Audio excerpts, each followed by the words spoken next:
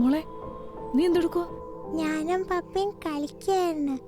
ഇനി ഞങ്ങള് കറങ്ങാൻ പോണേന്നല്ലോ. എവിടെ?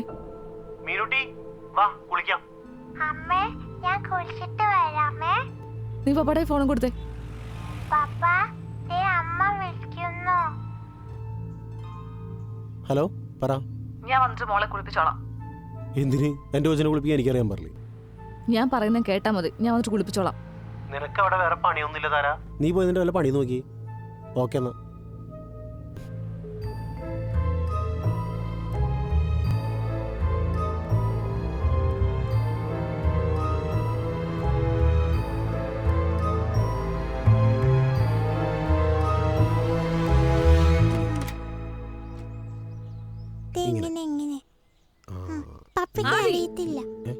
ഞാൻ പറഞ്ഞല്ലേ കൊച്ചിനെ ഞാൻ വന്നിട്ട് കുളിപ്പിച്ചോളാം എന്നുള്ള കാര്യം.